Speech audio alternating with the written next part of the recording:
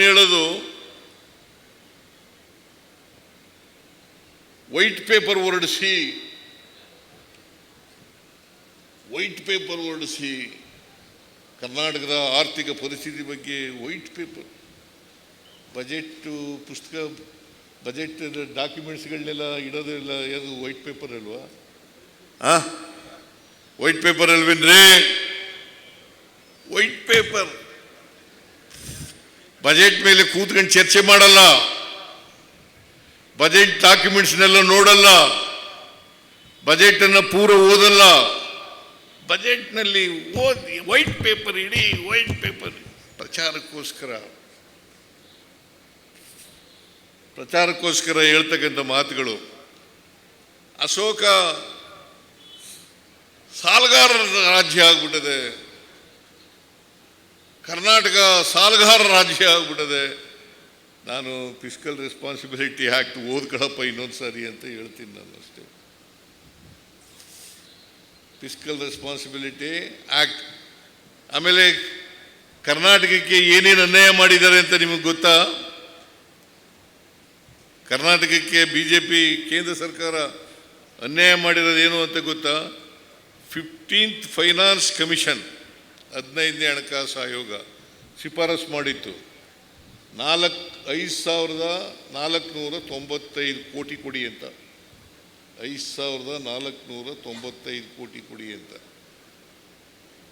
ಆಮೇಲೆ ಕೆರೆ ಅಭಿವೃದ್ಧಿಗಳಿಗೆ, ಬೆಂಗಳೂರಿನಲ್ಲಿ ಕೆರೆ ಅಭಿವೃದ್ಧಿ ಮಾಡಲಿಕ್ಕೆ 3,000 ಕೋಟಿ ಕೊಡಿ ಅಂತ ಹೇಳಿದರು. ಆಮೇಲೆ ಪೆರಿಫೆರಲ್ ರಿಂಗ್ ರೋಡ್, ಬೆಂಗಳೂರಿನ ಸುತ್ತ ರಸ್ತೆ ಅದು ಮಾಡೋಕ್ಕೆ 3,000 ಕೋಟಿ ಕೊಡಿ ಅಂತ ಹೇಳಿದರು.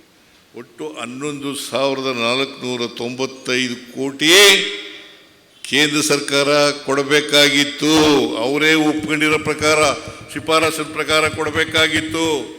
ಆದರೆ ₹1 ಕೊಡಲಿಲ್ಲ. ಇದು ನ್ಯಾಯನಾ?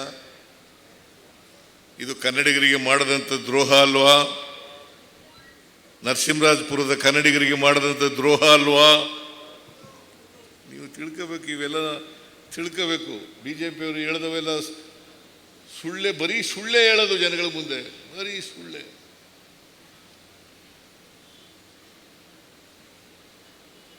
ಕರ್ನಾಟಕ ರಾಜ್ಯ ನುಡಿದಂತೆ ನಡೆದಂಥ ಸರ್ಕಾರ ಯಾವುದಾದ್ರೂ ಇದ್ರೆ ಅದು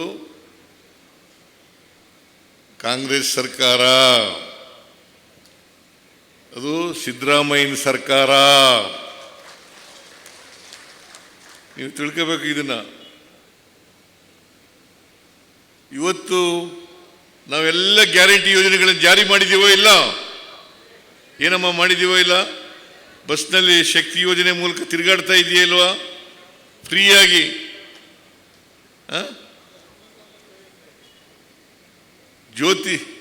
ಗೃಹ ಜ್ಯೋತಿ ಯೋಜನೆಯಲ್ಲೇ ನೀವು ಮನೆ ಪಡ್ಕೊತಾ ಇದ್ದೀರಾ ಇಲ್ಲ? ಗೃಹ ಜ್ಯೋತಿ 200 ಯೂನಿಟ್ ಅವರಿಗೆ ಫ್ರೀ ಕರೆಂಟ್. ಹೌದಾ ಅಲ್ವೇನ್ರಿ? ಸರಿಯಾಗಿ ಹೇಳ್ರಿ, ನಮ್ಗೆ ಗೊತ್ತಾಗಬೇಕಲ್ಲ, ನೀವು ಪಡ್ಕೊತಾ ಇದ್ದೀರಾ ಇಲ್ಲವೋ ಅಂತ ಗೊತ್ತಾಗಬೇಕಲ್ಲ. ಗೃಹ ಲಕ್ಷ್ಮಿ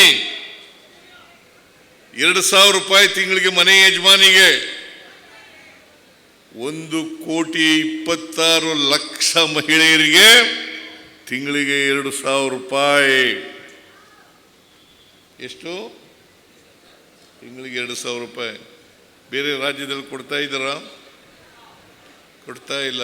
ನಿರ್ಭೀತ, ನಿಷ್ಪಕ್ಷಪಾತ, ವಿಶ್ವಾಸಾರ್ಹ ಸುದ್ದಿಗಳಿಗೆ ಮತ್ತೊಂದು ಹೆಸರಾಗಿರೋ ನ್ಯೂಸ್ 18 ಕನ್ನಡ ಈಗ ಆಪ್ನಲ್ಲೂ ಲಭ್ಯ ಇದೆ. ದಯವಿಟ್ಟು ಇಲ್ಲಿರೋ QR ಕೋಡ್ ಅನ್ನು ಸ್ಕ್ಯಾನ್ ಮಾಡಿಕೊಂಡು ಆಪ್ ಡೌನ್ಲೋಡ್ ಮಾಡೋದಕ್ಕೆ ಮರಿಬೇಡಿ. ನಿಮ್ಮ ಬೆಂಬಲ ಹೀಗೆ ಸದಾ ನಮ್ಮೊಂದಿಗಿರಲಿ. ಧನ್ಯವಾದ.